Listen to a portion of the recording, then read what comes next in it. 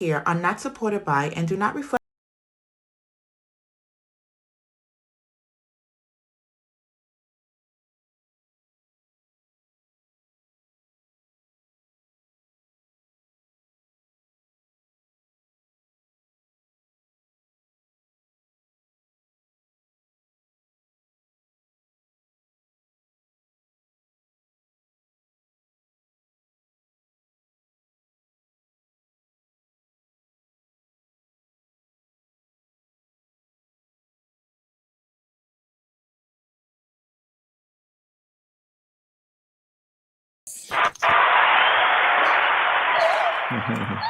Hey, good evening. Welcome to the Chris and Nina podcast. I'm Chris.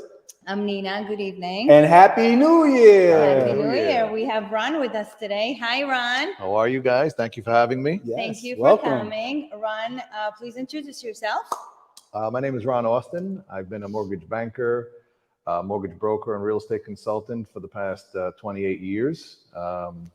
I came from a background of corporate America. I ran large corporations, JP Morgan Chase, Bank of America, and to name a few others, and decided to get out of that business to pursue more of an independent career because, as many people know, we'll talk about some of this later, getting a loan from a bank is not always a one-size-fits-all situation. So I decided to open up the doorways using my knowledge and expertise to help many more people, predominantly more people who are in the self-employed borrowers. You know what I'm talking about. There's a lot of pain when your documents don't look like what they're supposed to look like to the bank, and they kind of turn you away. So I became an expert in that field and developed that business. But we'll talk about that later. So that's kind of what I've been up to the last 15 or 20 years. Okay. I was about to ask you that. Yeah. So what have you been up to for the last 3 months? How was your holiday season? You know what? Thank God there's a place in this world called Miami. It's not too far. Oh, And you know what? Miami's come a long way. I'm very happy with the developments there, the people, the lifestyle, the culture. It's not, grandma and grandpa's Miami from 30 years ago where it's just old people, retiring. Today, Miami is hot and, everybody's hustling. There's a lot of young blood there, a lot of like Manhattanite-esque people. Downtown is thriving. The restaurant scene is amazing. The nightlife is great. And just, if you just want to hang out, just a cool place that I think there's a little something for everyone in Miami, and having that New York, Miami connection is kind of nice. So that's what I was doing, and just had a great weather. What were you doing, Nina? you were in Miami too? I was not in Miami.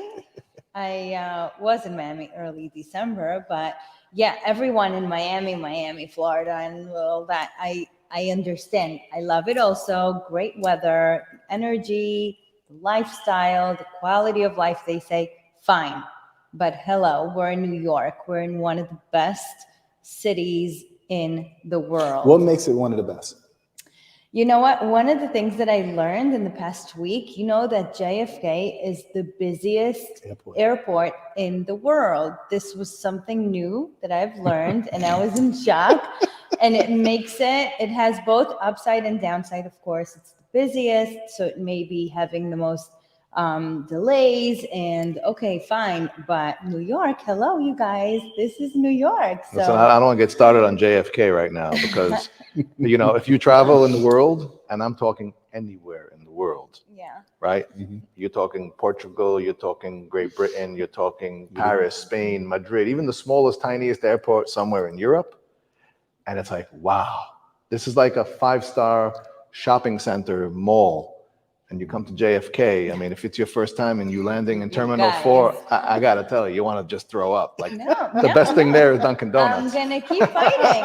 Okay, right, you have Dunkin' Donuts. But hi, this is, again, New York. Okay, so the airport, we'll look at it from the big screen. You have the city, you have Manhattan, you have Long Island, Brooklyn, the 5 boroughs. I mean, it's just so much to do. It's fun to be busy with the city stuff. It's not so much suburban. It's really keeping you busy in all aspects for all ages. I understand the weather is not so great all the time, but I don't know. I just feel like New York is New York and everything else is just temporary. I can't disagree with New York as a whole, but they gotta get that airport going. You know, Right. Well, have you it been is under to construction. LaGuardia? LaGuardia is looking really good. Looking Yeah, real good. Yeah, that's how we need to look. Yeah. I'll yeah. take JFK for it. Fine, to be not so pleasant and pretty, but New York, as I said, is the city of ours, and I wouldn't replace it for anything. Maybe later in the years down the line, I'm talking 70s, 80s, when I reach that, I'm talking, So you later. try. So let me get this straight. So you rather be in New York than Miami? Absolutely. I have, look, till today, I have the option of moving. Thankfully, thank God, right? I am my No. I don't mean move. I mean Yeah. like on vacation. You rather just stay in New York? I Because I wouldn't want to mean, live in Miami, but I look, would like to vacation- visit Miami. So look, so you have a trip and you have vacation. If you go on a trip, that means you go with your whole family and you have to Yeah, you don't take the family in plan Miami. and take. So that's a trip. Vacation, probably not Miami. I mean, vacation for me is really, outside, like overseas. You go like home. Punta Cana, but Oh, okay. We're getting fancy now. Yeah, exactly. You it's got to go actually Punta not so Cana. fancy. No, it's fancy. We You got to had Sounds get fancy. exotic. You can go, and it's only a 3.5-hour flight to Punta Cana, so That's it's not true. that far. I'd rather go to Ibiza. But Ibiza is far. dude. Exactly. It's like what, Ibiza's 8-hour fun. That's flight? That's a next level of party. Yes, Exactly. But Yes. listen, to each his own, right? Some people want to lay down on the beach and not be bothered. I'd rather be on a yacht. Yeah. Okay. You and me both. Exactly. And how about yourself? How was Oh, your? I hung out with the kids. I DJ'd a couple of events. I do a little DJing, so some house parties. Okay. But yeah. DJing now- yourself, you mean? Yeah. okay. Invite me to an event, throw some Now we tunes know. on. Yeah, just had a ball. Did a little kids bop DJ thing for the kids, and Good then to know. then I did something for the adults. A friend of mine had a dessert party with all these exotic desserts. So I Oh, the gained, pajama party. Yeah. That was really good. That was yep, exactly. You remember? Yeah. Having fun. Okay, but look, it's also the holiday season where people make things happen in terms of moving and changes, good changes, and a lot of people want to start the new year in their new homes. So it's been so busy. In just the past 2 days, we only closed 2022. Right. We were still working on deals from then. I'm sure you were too.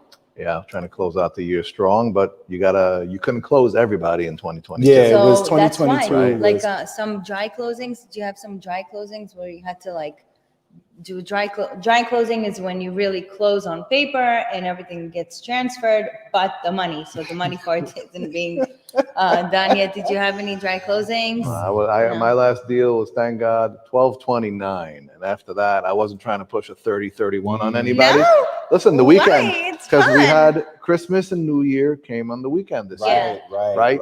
So if you're a smart person, you kind of know, okay, Friday, no one's working. So I think the 29th was Thursday. Yeah. I wanted to be done by Thursday, and I wanted to just take Friday and Saturday and Sunday and Monday off because it was a rolling holiday. Just take that time, The workaholics of ours. I know this one. Our office Oh, and man. myself, we were working until what, an hour before sunset? Mm. I mean, again, and we had the closing super last minute. People wanted to make the move, to make the change and get it done. And we did it. We really, really, really worked hard and ensured that everyone gets on point and the transaction is completed. But thankfully, we're good. And go ahead. I don't know. There's nothing better than closing. I don't care what holiday Yes. it is. No I vacation. want to close. Yeah. There's no vacation if That's you ain't right. closing. The ABC rule, right? Yeah, exactly. Yes. Always be closing. Yes, Right. indeed. Because after all, what are you here for? I mean, during your younger years, you want to do as much as you can so you can enjoy it later in Mhm. Miami. Exactly. And when you get the ding, those transfers go to your bank account. Oh, it's so sweet. Yes. And New York is where to make it. I think Miami is Where to a spend much it. more fun place to spend it. Yeah. But you know what? Real estate in Miami is Yes. booming still. It's- People Yes. say that it's slowing down. Not in my opinion. What I hear and see working with banks and clients, it's still up and around. And Listen, I could Going speak up. to it. I could tell you that we had a phenomenon. Mhm. I don't know that we'll ever replicate this phenomenon ever again. Because what happened with COVID, if I would have told you guys, hey, we were sitting having some dinner in 2019 in a restaurant. I said, guys, I just had this vision that whatever you buy right now in Miami in 19 for $400,000, in a year and a half from now, we're going to have a worst pandemic we've ever seen for 90 years, and your real estate's going to double. You'd probably tell me that I'm crazy. Yep. Oh, and to put a cherry on top, the rates are going to go down to sub 3% on all the loans. You would think, wow, this guy is really like delusional. Yeah. That's a crazy thing to say. And look, here indeed it happened.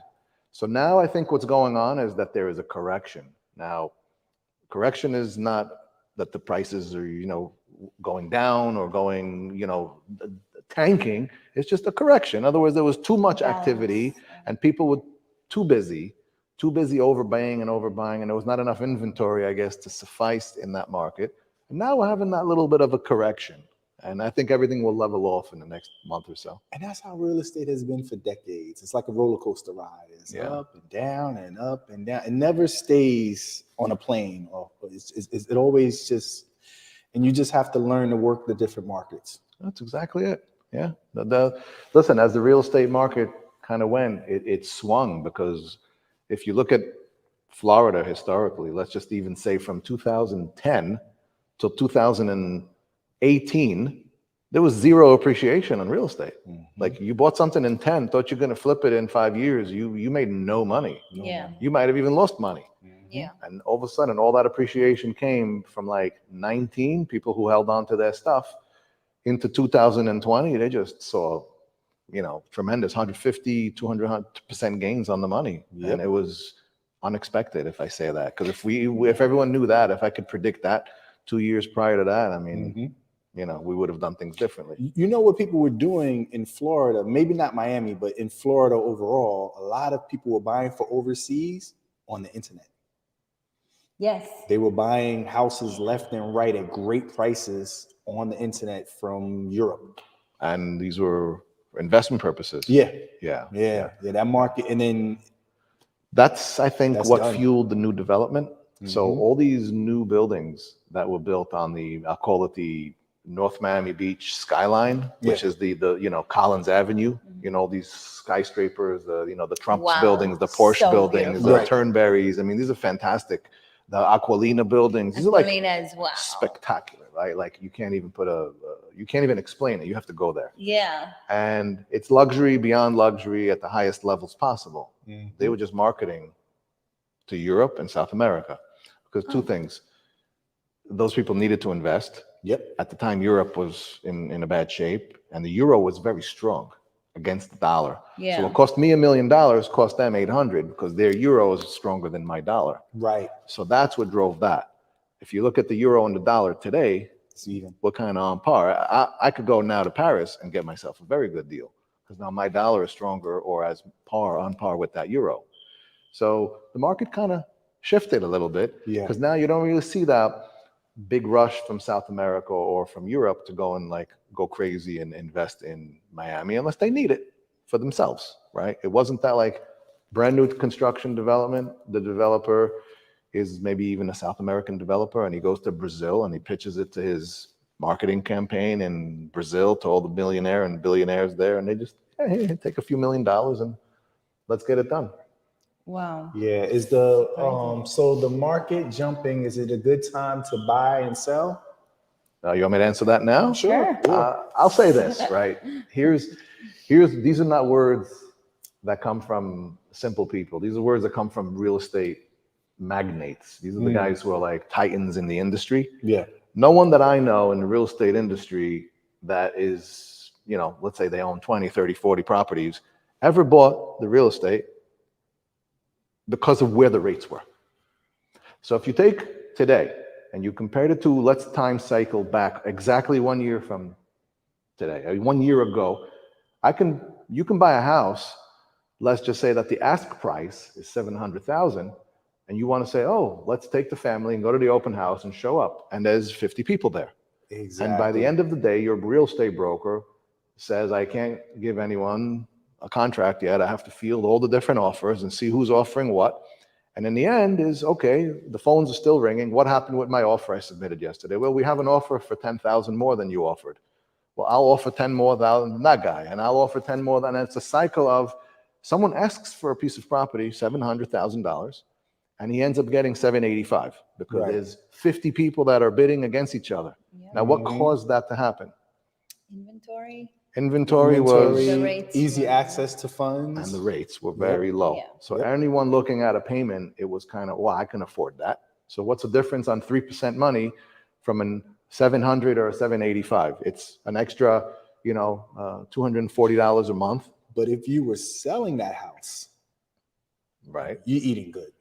Yes. You're getting the best offer ever Ever. in that kind of market. Correct. From a seller's market, if you Yes. sold last year, you did good. Right. If you bought last year, now you got to ask yourself, was I better off buying last year at 785 on a house that really was worth 7, but I have a 3% rate on my mortgage, so my payments are nice and low, or was I better off to wait till now?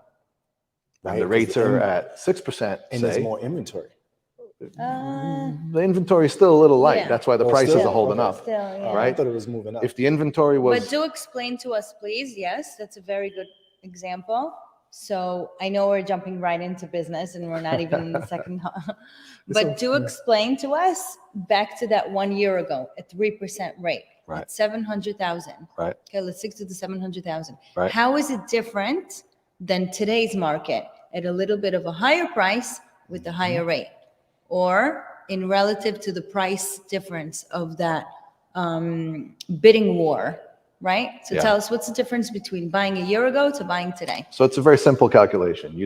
I bought a year ago for 785 at 3%. Right. I basically have 85,000 in equity that I lost Mhm. in that 1 year. Because today, if I tried to sell that same house because I got a big job offer and I moved to Miami, I'm taking a beating on the house. So 85,000. Because the prices went down a little bit Correct. because of the rates. Correct. Go on. So now the same guys that were able to buy my house 1 year ago because the rates were 3, those guys disappeared because now the rates are 6.5. And those people no longer qualify to buy a house for 700. They've moved down to the 4, 5, 600 bucket because that's what they can afford at a 6.5% rate, where they could have afforded a better house at a 3% rate. Right. So what happens is now have that open house. Who's showing up? 2, 3, 4 people if you're lucky, Mhm. and they're not competing. So now you're asking for 700 for the house. Someone might just offer you 650, and you might just take it because you only got 1 or 2 offers. So the difference is where I had a piece of property, I put it out there, a lot of buyers, a lot of offers, a lot of pre-approvals. The money was cheap, and when the money is cheap, people are driven not to look at the payments as much as they should, Yeah. and they forget that equity is important, right? Mhm. Because if I bought that house today, right, and I was getting it at a higher rate, I could always refinance next year when the rates go down again. Yeah. But I have 100,000 in equity, or at 85,000 we talk about in equity, it's in my pocket.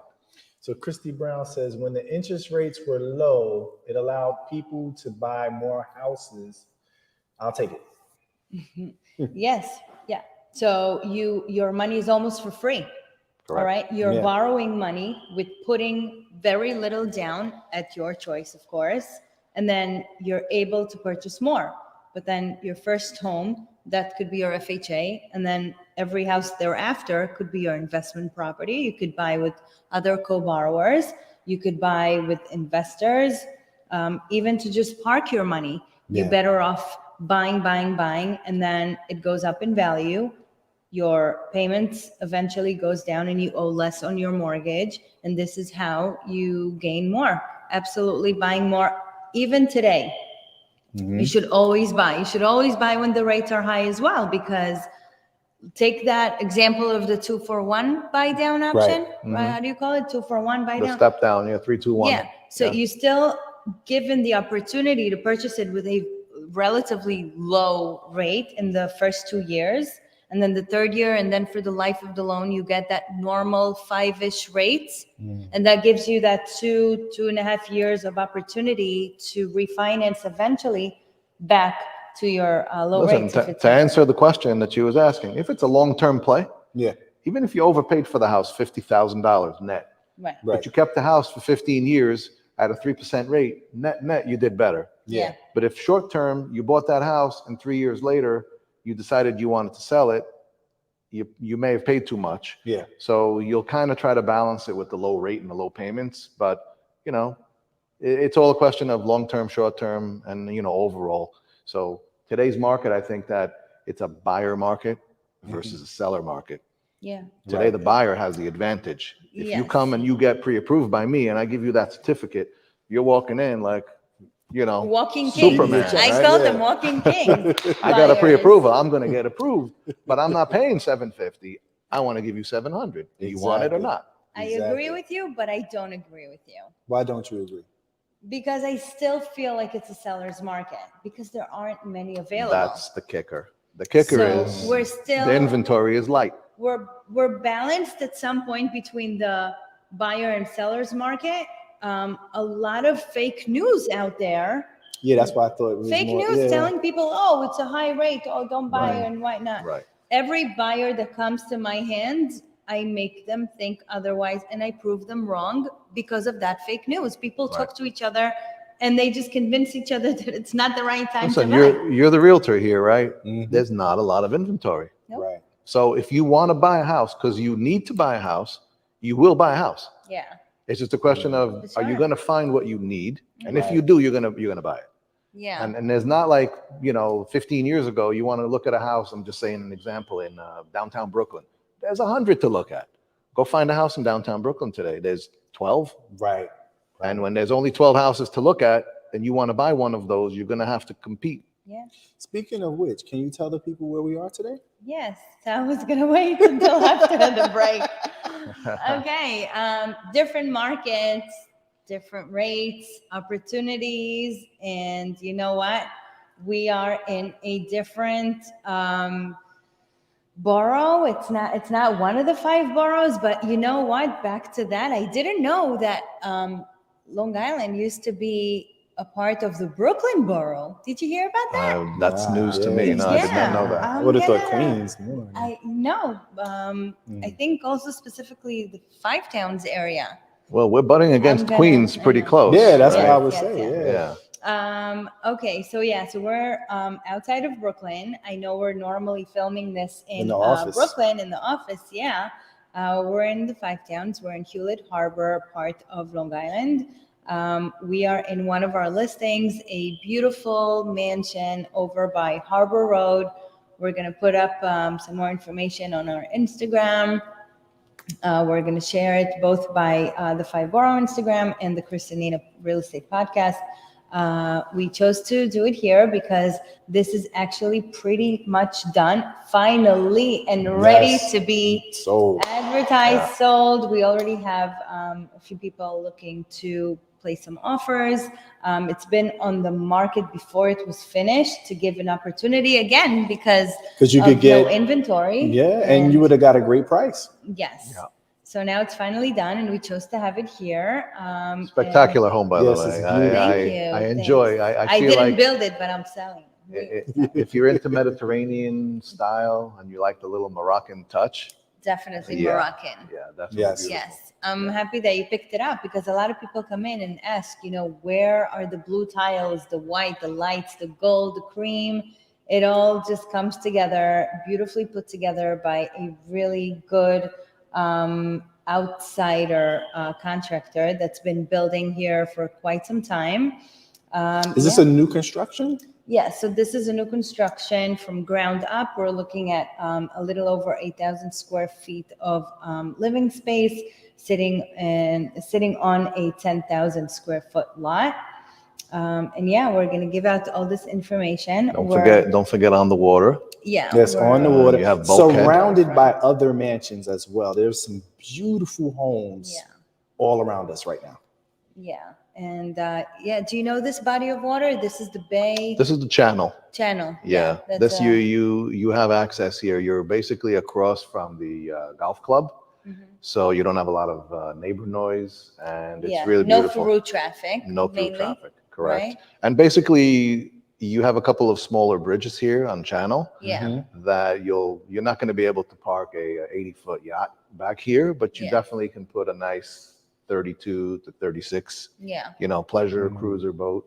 It's like an end, like a dead end for the water park. It's a here. cul-de-sac for Cul-de-sac. boats. Right. Yes, Yes, perfect. What kind of fish? No, I'm just kidding. Nothing you want to eat. Exactly. Yeah. Oh no. I don't know. I I'm didn't just- even know. Yeah, you don't want to go swimming out there. No, I'm just kidding. Why? It's actually pretty beautiful during the day. I have a nice video. I'm gonna post it. I'm gonna post it in, well, if not later this week, it's gonna be next week. But yeah, we have reached our first half of the show, and we're going to take a small break. Okay, and after that, we're gonna talk some specifics about our banking options and the real estate choices and what you should do once you decide to go for a purchase of your home. And if you have any questions about what kind of mortgage or what or about qualifying for a mortgage, please feel free and ask. Yeah, you can also call in. So we're gonna see you in just a few. Let's take a break. All right. Okay, so Hey, what's up, you guys? It's your girl, Chrissy, here to let you know that the Evening Rush Network now has an app. Yes, an app, you guys. So you can stay connected on the go and watch all your favorite podcast shows. You can download the app at Google Play Store or Apple iTunes. So spread the word. Tell a friend to tell a friend. Also, if you're looking to start a podcast and really don't know how, well, hit us up at the Evening Rush Network at gmail.com and inquire about time slots, pricings, and everything you may need to get started. We got you.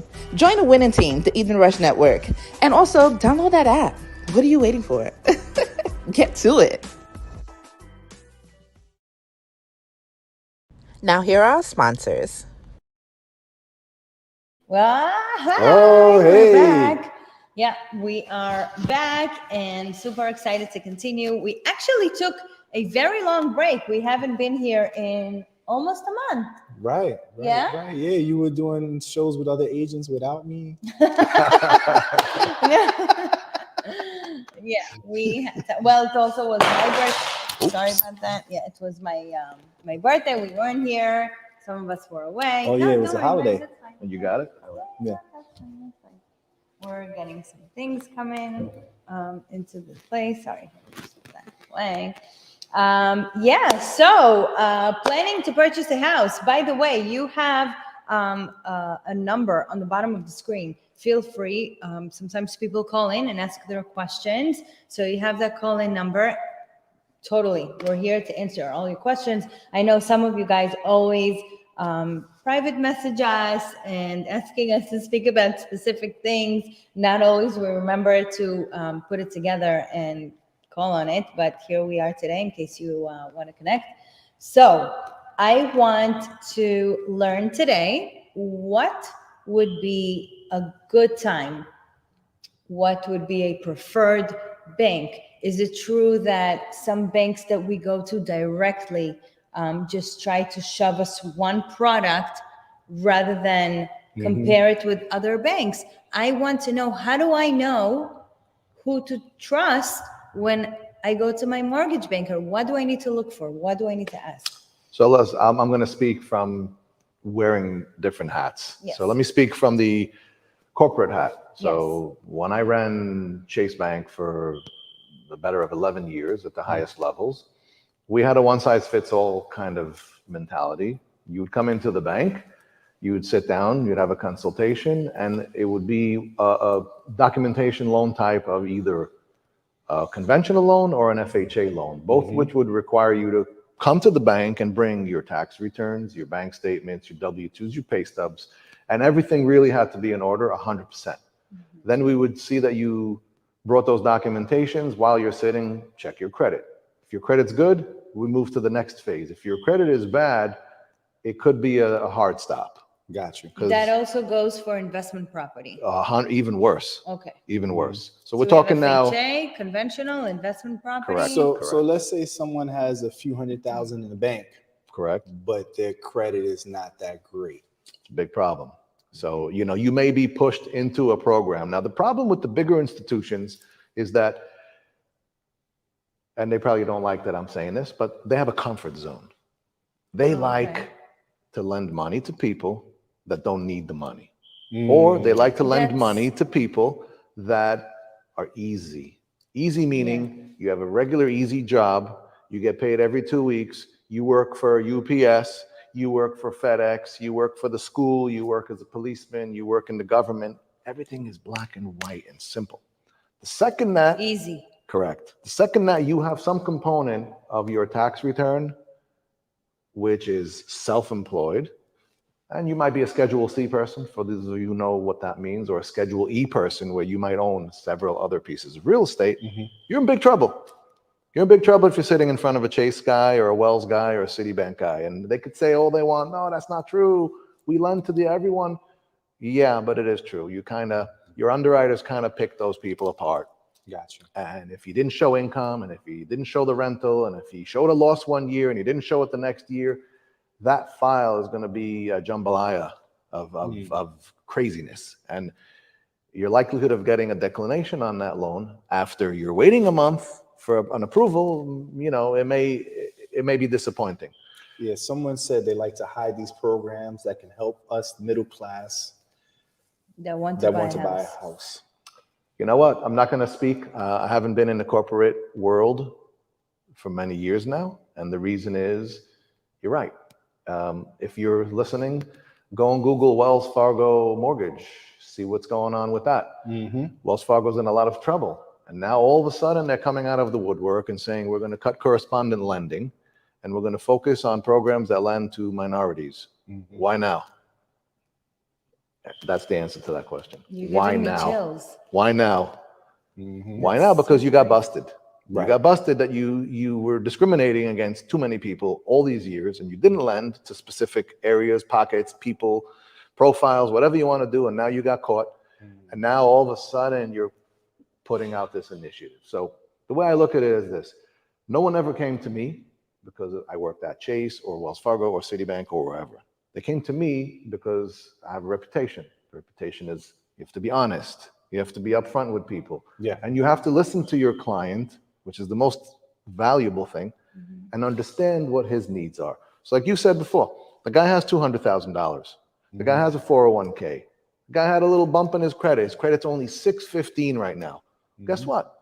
I will put you in a program that will get you a loan approval with a 615 credit, and I'm going to put you in a program that is still going to get you the best rate because I know about all the different various programs. Whereas these fellows who are sitting in these banks, again, because of how they're trained, because of how they are programmed, they try to shove everyone in the same box. Right. And if you don't fit into the box, a month or two later, you'll find out the hard way that now you have to start the process all over again. But you just laid out an appraisal fee and an application fee, and you wasted time, and now you're... That is so disgusting. It's very disgusting. It's unfortunate. Yes. It is unfortunate. So this is why I'm asking what I was asking, because all these buyers that show up to our open houses, to our viewings, it's very disappointing to see that they were driven into a specific loan, specific product where they feel like they had no other choice. Yeah. And then someone that I met, just a small example, said, I'm not even all in for buying a house. My wife wants to buy a house, but dude, I'm not going to be paying 7% rate when I'm getting out of a rental to buy a small little one family house. Right. And I was devastated for them. I said, dude, you do not have to do that. And it took me a little bit of convincing to a point that it almost sounded like I was making money off of that. And I'm not making money off of that mortgages because I could care less who they go with. But being a homeowner and knowing that purchasing a home should be a good move, not just something by no choice because you have to move. It just makes me so annoyed. And the hard inquiries lower your credit score as well. And also, you know what a lot of people don't know? That they could go to more than one mortgage banker to get They reapproved. don't shop around. Because of they don't want their credit ran. it's the funniest thing. You're going to think I'm crazy when people call me and I said, well, have you spoken to anyone else? And they tell me, no, I haven't. And I said, well, you should. Yeah. Because I want you to see how good my rate is. And I want you to compare my fees. And I want you to compare. And a lot of people don't. Because again, when you're coming, my book of business is referral based. So these are people that know me. I've closed their brother, their sister, their mother, their aunt, their boss. Oh, yeah. These are all referral. This is cool. when you get a referral from your boss, who's the owner of your company that has 500 employees. Oh, you need a mortgage? You have to go to this guy. So nice. Then you're going to kind of take that elder statesman's advice, right? When your realtor tells you, listen, I know mortgage companies, tell me about yourself. And if you have a relationship with your realtor and you guys are talking and you know, what do you do for a living? And obviously you're not going to get as intimate with your realtor as you are going to get with me, because these are your personal financials that, you know, you're going to share them with me, and I'm going to qualify you the real way it's supposed to be done. And by the way, banks don't qualify like they should. That's another dirty secret. You walk into the bank, hi, I want to buy a house. Okay, let me check your credit. Wow. Check your credit, 725 credit score. Here's your pre-approval letter. Go get the house. You didn't look at a bank statement. You didn't look at a tax return. You didn't look at the W-2s. You didn't ask how long you're on the job. You didn't ask, what did you do before that job? You didn't ask, are you divorced? Do you have any alimony payments? Do you ever file bankruptcy? 1,000,001 questions that you must ask, because all of those things are disqualifiers. But you're pre-approved. Yep. And then you spend all this money to do an engineer report on the house and all these things before you put in an offer, and then you get the offer accepted. Then the banks start to dig in and go. That's why we realtors call up bankers all day long to verify. That's the curse of the big bank. And then when you don't qualify, you spent about $4,000, or you spent a certain amount of money that's just down the drain. Yeah, but that's a shame, right? Yep. That's a shame. But listen, when I ran the bigger operations, you know, I kind of changed it. You know, my team was 44 guys working on the team, and I had a diversified team of loan officers. You know, we spoke Spanish, we spoke Mandarin, we spoke Korean. Yeah, we had a team. I mean, we spoke Bangladesh, Hindi, you name it. I had a guy in my team that can handle your deal. We did conventional loans, FHA loans, first-time home buyer. We did promotions with Sony May, which would give all these discounts to people back in the day. Remember those? Yep. Right? We did basically that whole project in Far Rockaway, the what was it, Margate by the Sea project? That was that was like 700-800 affordable housing units that we headed up to lend in those buildings for affordable housing people, and you had to have like a median income to qualify. Those are very complicated programs, so you can't just qualify. You have to like make a certain amount of money and not more. Right. So you know, I remember heading up a project in Harlem in the Duke Ellington building, and it was a co-op.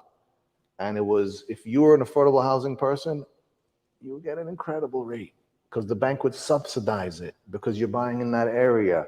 So this goes back to the questions of, do you want to deal with some kid that came out of college, was thrown into a mortgage 101 class, took a test, right, and passed it, and now he doesn't know anything? Or do you want to deal with someone who basically, once they understand your specific need, can put you into the best program that benefits you the most when you getting the most bang for your buck? Because it's not all about who has the best rate. Right. Because the rate, I could tell you, I could get you a 3% rate for a program you don't qualify for.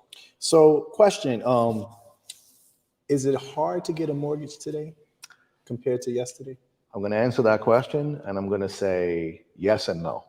Yes, it is harder because the state of the economy today, banks are nervous, right? The economy is not good today. That's what we hear on the news. I don't particularly believe it, but I see the economy is okay. Yes, there's a lot of inflation. I went to Trader Joe's yesterday. A dozen eggs for $4.99. I almost fell on the floor. That's cheap. I don't go shopping. Wait, $4.99? $4.99. No, maybe $8.99 for eggs. Yeah, for eggs. Listen, I got a couple of hens at home, so let me know. I'm ready to come over. They had a commercial. You buy a home, you get a free dozen of eggs. Exactly. So you buy a home, you get a hen. So to get back to that question is it hard to get a mortgage or is it easy to get a mortgage? It's harder to get a conventional loan because now they're really looking. There's no exceptions. It's your whole information gets put into a system. We run it through what's called IA, artificial intelligence, AI, and this crazy algorithms. Approved. Once you're approved, the algorithm approved you, and the documentation matches up. You're set. Gotcha. But that's a regular vanilla guy. So where I come in and answer that question is, let's say you're not that guy. Let's say you're a self-employed person. You own a restaurant. You own a landscaping company. You own a butcher shop. You own a deli. Whatever it is that you own, it's not they're not the W-2 pay stub traditional borrower. I have programs, which this is going to sound to some of you like foreign, but to some of you who've bought houses, it's called the no doc. It's a no documentation loan. It's a loan that doesn't require tax returns, W-2s, or pay stubs, because most self-employed people don't have those items anyway. And how you qualify is based on, yes, now here you do have to have a very good credit rating. You should have a 700 or better, even though I could work with a 680. The rates are about 1% higher than conventional loans. But again, you're getting approved. And the only thing you really need is to qualify based on good credit score. You have to have at least 20% down payment. And the rest is just getting a letter from your accountant to basically verify that you are in fact the owner of the corporation, and to write a letter on your behalf that he prepares your tax returns and can attest that you file. Is that a fixed loan? We can do adjustable rates, we can do fixed rates, we can with the no doc. With the no doc. And this is the better one. I can work with primary resident, I can work with investors, and I can work with second homes. So I cover all the different housing types. So I was going to say, let's say you jump through the hoops, you got your first home, a year or two later, or maybe even 6 months, you want to get your second home. Correct. Is it more challenging, or is it easier to get the second home than it is the first? It's going to be nearly impossible, and I'll tell you why. If you've exhausted your debt to income ratio, which means you make $100,000 on W-2. Now you bought a house and your monthly payment is $4,000 a month. You're done. You're spent. In other words, between your mortgage payment, your car payment, your real estate, your taxes, but you're spent. No doc. No, on a full doc. Oh no, he's saying no. We're asking. No, just either way. It was just Let's start with the no doc. Yeah. So if you come in and you bought your first house on a no doc, and 6 months later you have more money and you want to buy a second house, no problem. Got you. Nice. Third house, no problem. Wow. Fourth house, I could do 20 houses. Shut up. Yes. I didn't know that. Yes. In fact, a lot of my investors own like multiple a kid in the houses. candy store, right? Yeah. I always say if it's up to me, all of New York would have been mine. It's up to my husband. He always stops me. Hey, dude, relax. You can get as many mortgages as you want. Wait, so hi. No doc loan. Correct. 800 credit. Not that I would do a no doc loan, but let's say no doc loan, 800 credit. Right. You don't have to show money in the bank. You don't have to show your income. Correct. Give me a normal rate that you are able to do a fixed rate today. What would you close it on? Today? Yeah. No doc. How much down do you want to put on that 20%. 20% down. You're looking How much at do I want? Why I have 7 3/4 would be your rate. Wait, do I have a choice to not put 20%? No. Okay, so You have a choice to put 30%. Oh, okay. So more. And then I'll get you a better rate. But I'm saying most people that are doing, look, first of all, nobody's going to even do investor property on a purchase at 80%. Why? Because conventional lenders, remember, all these mortgages inevitably down the road get sold. Everybody knows that. You've had a mortgage, you started with Bank A, and it gets sold and sold. Wait, didn't that happen to you? Yeah, it happened. Yeah. So when the reason they're able to do that is because they're securitizing those loans by some money on the Wall Street that is willing to buy that paper off of the big banks, right? Right. So the reason they're able to securitize is because you meet the criteria, and the criterion that a lot of these banks follow, even for the no doc, which is unfortunate, is the full doc criteria. Now the full doc says on an investment property we only lend 75%. So you have to put 25%. There is no exception to the rule, and a lot of the no doc portfolios have adapted to it. However, I have other portfolios that are not necessarily tied to Fannie Mae and Freddie Mac and conventional guidelines, and they have their own guidelines. Okay. How about this one? You're going to like this. If let's say you bought that first house, but the second house, you say, that's a pure investment, and I don't really know that I should have this property in my name as an individual. God forbid something happens. There's tenants there and a fire and all these liabilities. I'll let you buy that house under an LLC. Nice. No prepayment penalty? No prepayment penalty. Meaning prepayment penalty means when we pay off the loan earlier than, for example, if it's a 30-year loan, 15-year loan, whatever it is, you paid early and no penalty. Well, again, if it's a primary residence, there's never in New York a prepay penalty. No, I'm talking conventional and investment property on a no doc loan. 3 years. Oh. 3 years and you're out. And otherwise, how much? Otherwise, on what? On a non-investment property? No, on an investment property or conventional no doc loan, prepayment penalties, how much? 3 years. And if not, how much do I pay if I paid before In 3 years? Like let's say you do 2 years. Oh, you would basically have to give the bank 6 months worth of interest as a penalty. So let's just say that your monthly payment is $4,000 a month and you only have $2,000 of it as interest. So 6 months of that is, let's say, $12,000.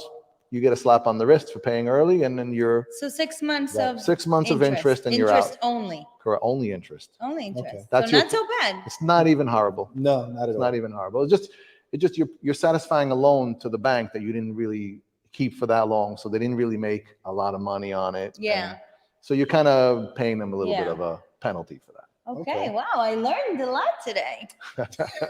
Did you have a question? You won't learn any. You won't learn any of That's this a question. No, at any of the big Go banks. ahead. No, it's okay. Yeah. Go ahead. I can go all night. man. Okay, So- go on. So, what are the biggest challenges that people are facing when they're going to get a mortgage today? I think the biggest challenge people face today is if their credit profiles are not good, you'll suffer Mhm. because the lower your credit score, and there's thresholds, which I'll explain in a second, the lower your threshold, the higher your rate. Mhm. And how the banks tier it is there's tier A, B, C, and D. For example, Yeah. Like a 660, lease on a car. Go on. exactly, Yeah. 660 to 680 credit, Yeah. 681 to 699. I'm gonna answer your question in a second. Over 700 to 720, 720 to 740, and then you Mhm. have the holy grail, Mhm. the over 760 guys. Mhm. Because if Right. you have 760 or 800, it's all the same. Mhm. But if you're 760, you're the holy grail. You have the best credit you could possibly have, and you will get the best rates. So Okay. that's the biggest challenge people have.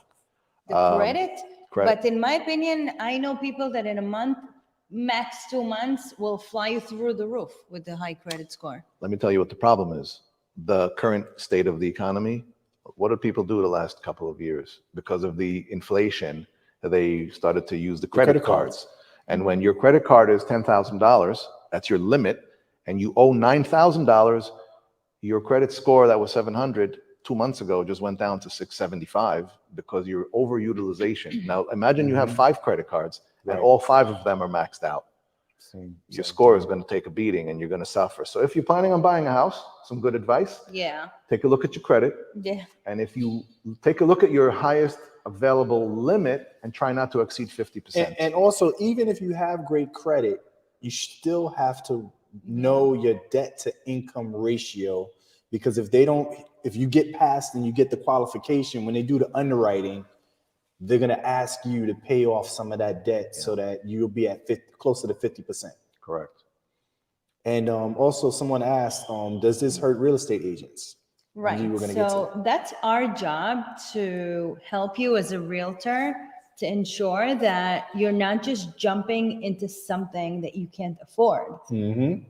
Yes, I'm not gonna lie. There are realtors that are only thinking about themselves and let's just get the deal done, and they wouldn't even look into your financials, because honestly, we're not supposed to look into your financials or care more than selling a house.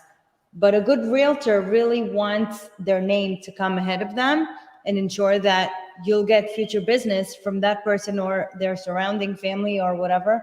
So if you see someone that's walking into a bad product of a mortgage, Right. you should be smart enough to know that it's not just about this deal and then you finish it, make your money and run. No.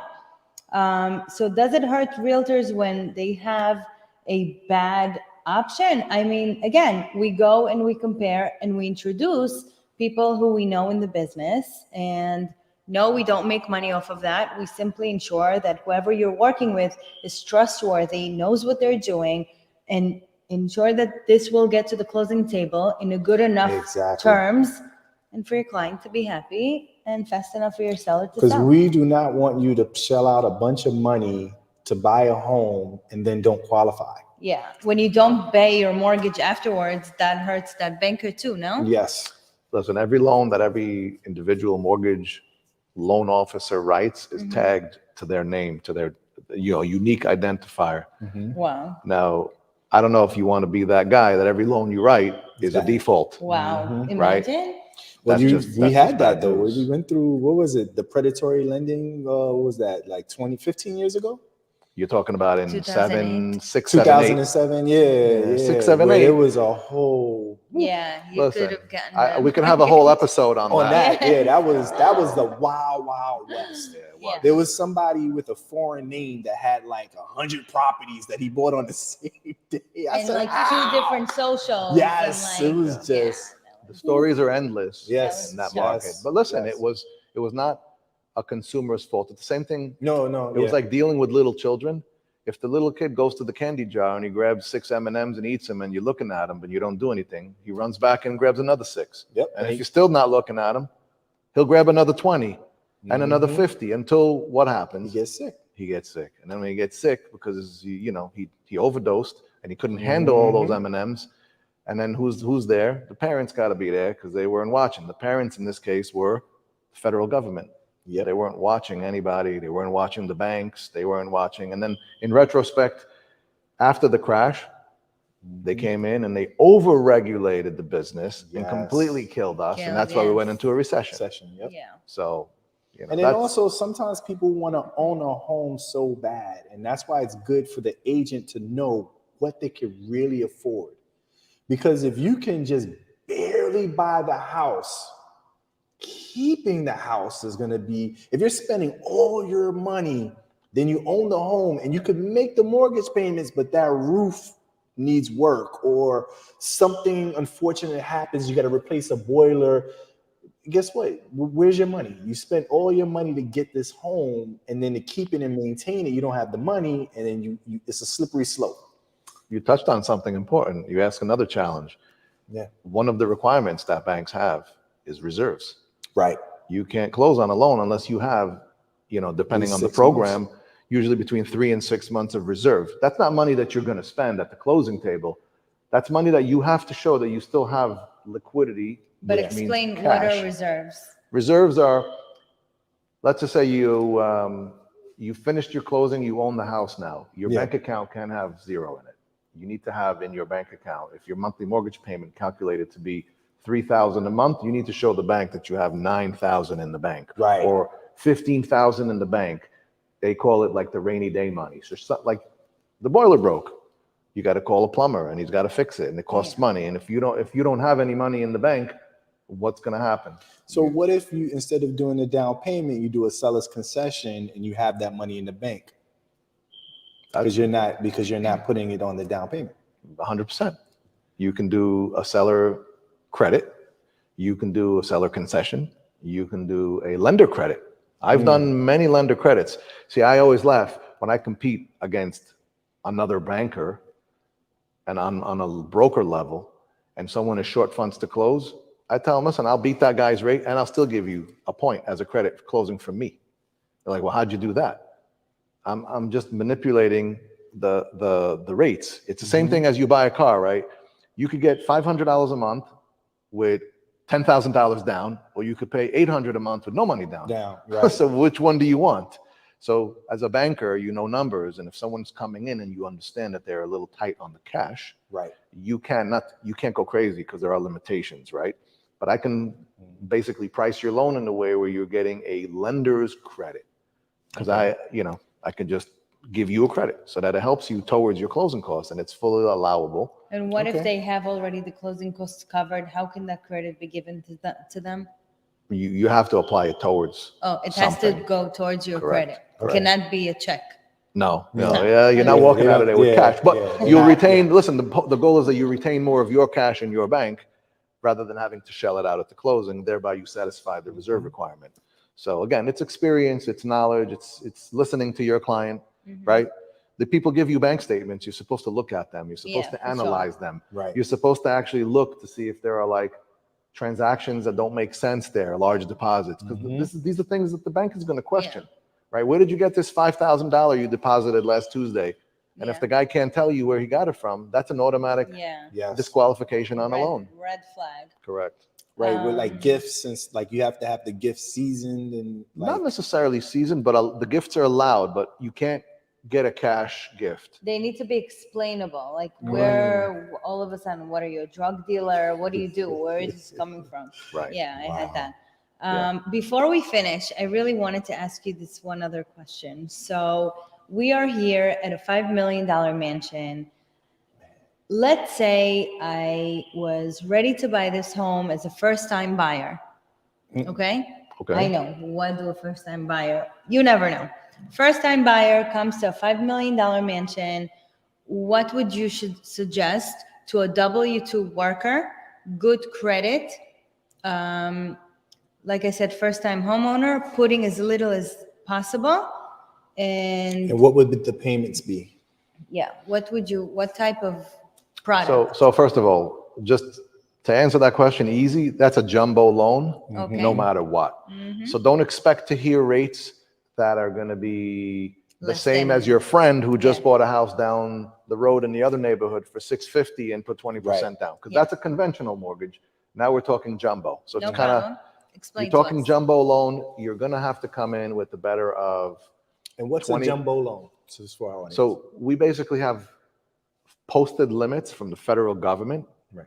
of what they call high cost areas and regular loans. So I didn't memorize 2023 yet, but I'll give you like a roundabout number. Yeah, For I got Right. a single family home, a conventional loan is right around 760 some odd thousand. Right. And a high balance conventional, meaning you live in Brooklyn, Queens, Manhattan, Bronx, the 5 higher cost boroughs. of 5 boroughs, Yes. Right. they bumped that up to like close to $1 million on a Okay. single family. 2 family, 3 family, 4 family, those thresholds go up. No Right. problem. And Now- then the jumbo loan. Correct. Now, once you've exceeded that threshold where you're Then no longer in it's the the jumbo. conventional loan bracket, you're in Okay. the jumbo loan. Now, jumbo loans are funded by private pools, private Ooh, banks, we have private like people. 45 I seconds know. going. Okay, So, jumbo loan. Jumbo loan, So, how much? great credit, 20% down, Yes. and Has you're to be looking 20% down on a jumbo or loan. more, Right. and a lot of reserve. They want 12 months reserves. Okay. Got you. And the reserves not only the mortgage payment, also has to be for the insurance and the and- taxes. Correct. Okay. So 20% down. And then at what rate more or less? You're looking, jumbo loans are trending around 6.5% right Not now. so bad. Not bad at all. Not bad at all. Sometimes better than conventional. Sometimes it is. Okay, so reach out to us, and I haven't Yes. even showed you We where have we're to do this sitting. again. There's just so much to get to. Thank you so much, Ron. Ron, it was Oh, so man, informational. it's like, and Man, we time just enjoyed flies it. by. I Absolutely. know, and we will Yeah. definitely do it again. If anybody wants to reach me, Ron Austin Mortgage at yahoo.com. Okay, Very and we're easy. going to mention it in our Instagram as well, so you're going to Yes. have that information.